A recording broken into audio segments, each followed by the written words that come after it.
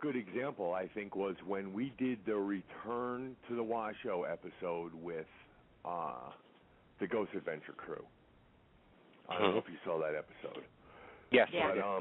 But we were in our hotel room, and we were like, hey guys, we really need this to go really well. If there's anybody here with us that can come with us to the Washoe to facilitate the people, the spirits at the Washoe, in helping them communicate with us, then we would appreciate that, because it's important to us that this filming goes good.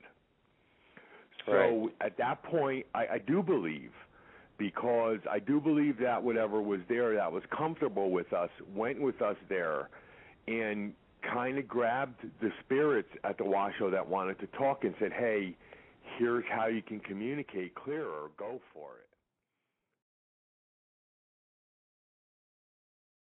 For those who know about or are into the UFOs, the Roswell, New Mexico crash in 1947, purportedly some of the debris, well, we know this actually. We know that the debris was taken to Wright-Patterson Air Force Base in Ohio. And the Project Blue Book was headquartered there, which, was the Air Force's study of UFOs. And a lot of things were going on. So allegedly there were certain teams when objects would crash and they didn't know what they were. They weren't ours. These teams would come out from Wright-Patterson and other locations onto the scene, collect the debris, take it back to that Air Force base. Well, my grandfather worked as a civil engineer for the Air Force since about 1950 to about 1980. And he did TDYs, temporary assignments, to Wright-Patterson. So what my dad and I are kind of piecing together right now is what Grandpa knew, because Grandpa would be called up at random times, and he was told, you need to get on a plane and come out here to Wright-Patterson. Now, it was all that my dad really knew is that he sat the kids down and said, look, I'm part of a special team that could be called on at any time to leave in case of emergency. And my dad was thinking, like a nuclear emergency or something. And he said, well, yeah, something like that.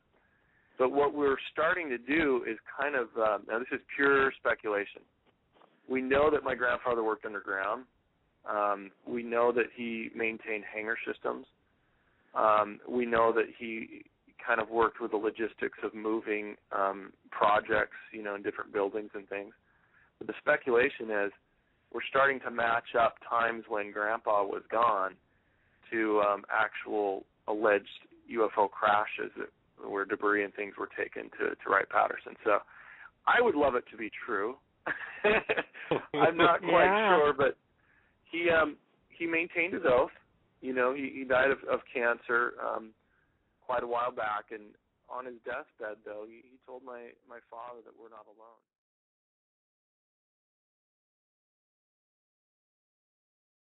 Well, one thing, in my personal, from my personal perspective, is I think that they're right in that there are many people performing rituals in which they have no business performing. That is true. I am seeing this far too often, and it seems like every paranormal group has a demonologist now, and it's almost as if they read a book and now they're demonologists. And one thing in the paranormal clergy is we created our own definition of demonology. And it's very important to understand that demonology is a calling. Demonology has nothing to do with paranormal. We've said this. I have said this from day one when I've stepped foot in the field a long time ago.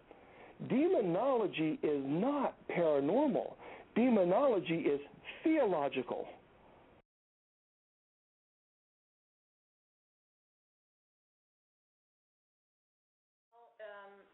When I'm talking to someone who is dead, what's going on is I'm basically trying to process all of the information that they're communicating to me so that I can get it out, so I can verbalize it. And, I really need to focus on the important things like, name, age, their appearance, what happened. So I try to get as much detail as I possibly can.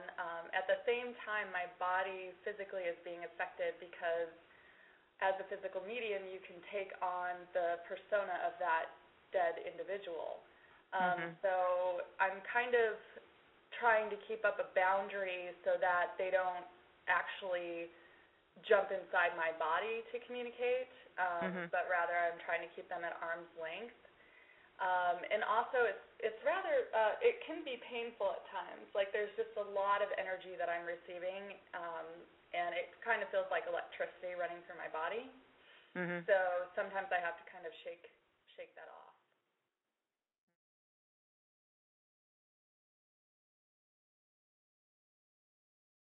You can, let's say you cleanse the house and you close those doors.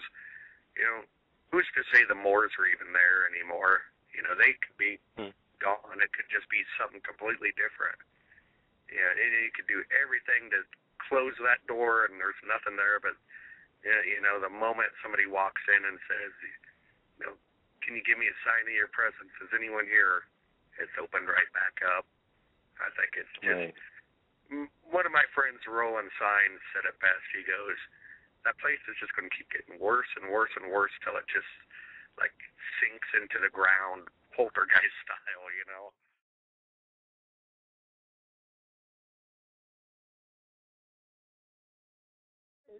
It is buried, but it's not in a situation where someone could just stumble upon it and get it. It really is. Okay. It's really not possible. So there are protections within it, but right.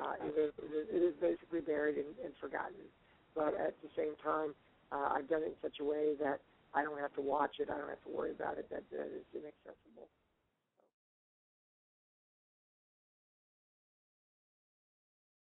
The other chapter I did a lot on in the book is the one about the debunkers, the cynics, the critics, etc.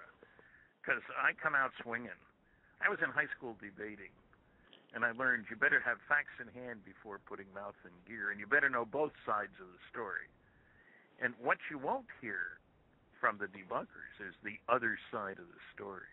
Don't bother me with the facts. My mind's made up is their rule number one. Rule number two is if you can't attack the data, attack the people. It's easy.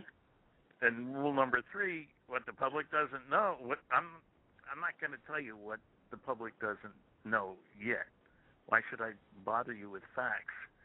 And four, of course, is do your research by proclamation. Investigation is too much trouble. And that's what they do. They proclaim. That isn't science.